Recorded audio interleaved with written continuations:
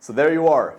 You're sitting in the CNP exam with the contracted VA doctor and they tell you, hey man, don't worry, I think you're 100%, you're good to go. What do you do in this situation? Stand by because that's going to be the topic of today's video. But first, I'm Mark, I'm the founder of Veteran Nexus and make these videos for you for free so you can win your claims for free.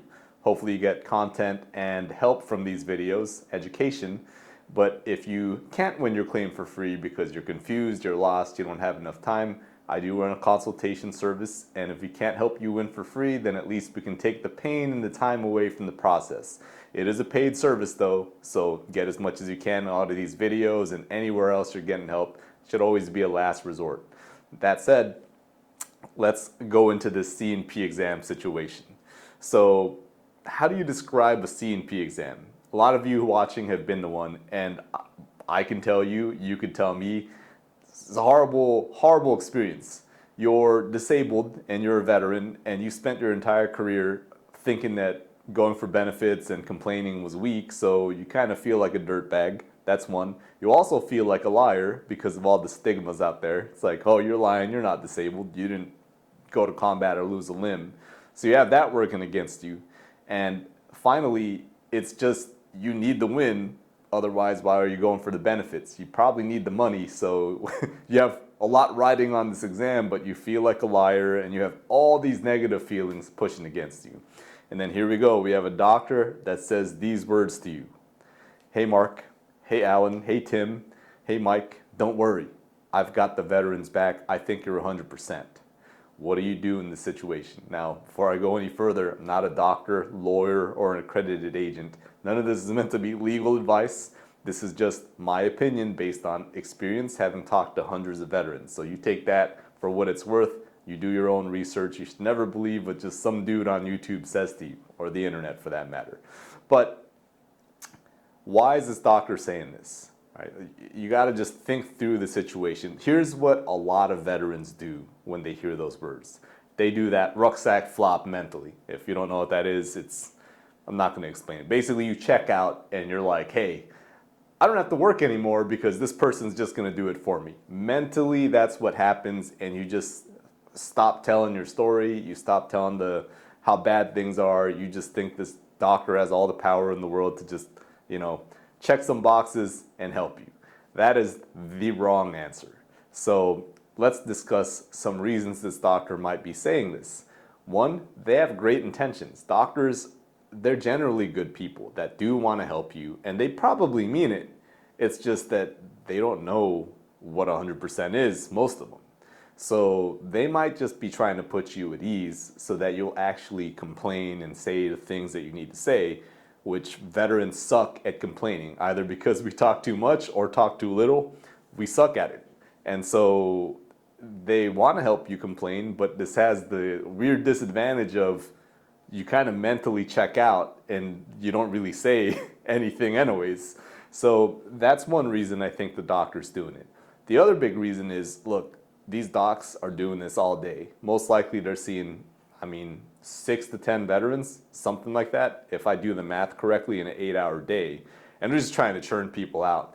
And when they get a vet that's crazy, you know what I mean? Like, some of us in this community are crazy, let's just be honest. And they're difficult.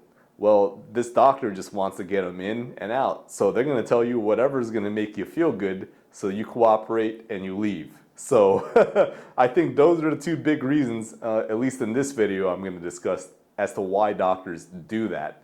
They're not bad people. They're not necessarily lying to you. The intentions don't matter. Only the outcomes do.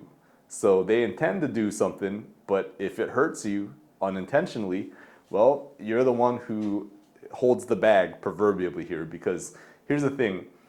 The doctors are, what happens to you after this exam is independent of anything. They're not accountable for that. They don't care. Like, they have 7, 8, 9, 10 more vets next day to see and repeat the whole exact process again. So there's not really much in the way of consequences for them. So they'll just tell you whatever and move on. That's generally how this goes. And for that reason, what I think you should do is take them at their word, as far as them wanting to help you. So if a doctor says, hey, I got your back, I think you're 100%, I would say, okay, thank you. And then I know this doctor does want to help me, and I'm going to talk to him. I'm going to talk to him as often and as much as I can, but I'm going to stick with whatever preparation I've done for this exam. Usually I'll know going in, because if you understand the CFR and what the DBQ looks like, you know questions they'll ask and what the VA rater is looking for, and then you can act accordingly within your truth. Look, I'm not telling you to lie. That seems disingenuous, but if you really have the problem, you don't want to just go in there and say whatever, because if it's not on the form, the VA probably doesn't care about it, the form being the DBQ. So I would continue to just take the exam as normal. I would know that I can talk to these doctors more openly, but I would not deviate. I wouldn't do the rucksack flop mentally. That's the bad move. You don't want to do that. And here's one of these situations that, well, what I want to say is these doctors, a lot of them don't know what the CFR is. So if they're telling you you're 100%, you can't really believe them, because if they don't know what the check boxes mean, how can they know, right? Very few of them know what the check boxes mean, because these DBQs are designed in such a way that they mirror information the VA rater is looking for from the Code of Federal Regulations that govern what the box, what rating is the veteran. The boxes are supposed to reflect that. You don't know which ones they are if you're not prepared. The doctor probably doesn't know. So can this condition you're in this exam for even take you to 100%? What if it's for your knees or like your feet? Like there's a ceiling for that condition. It's like 30, 60%. And that's if you're really bad. So how can the doctor know? So make sure that when you're in these exams, it's a horrible experience to begin with. The doctor tells you, I got your back. That's what you should hear. The doctor wants to help you. But I would continue to take the exam as normal, and I wouldn't just back out and say, oh, I don't have to say anymore because this doctor has my back, and they're going to wave their pen and all my problems are going to go away. A lot of you veterans have heard those magic words from a doctor and have been very disappointed. So look, intentions are great, but outcomes are what matter.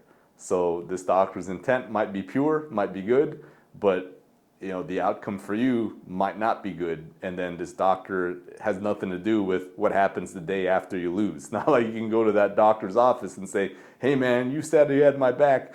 You could probably try, and then some bad things will happen to you, like the cops will show up. I don't recommend doing that, but make sure you take accountability for your own preparation going into these exams, and don't just rely on the doctor when they tell you I've got your back, because they might, but the VA rater might not. So that said, if you got some entertainment value from this, if you got some education from it, if it was helpful, please tell your friends about me and subscribe, like the video, subscribe to the channel, and I'll see you in the next video. Take care now.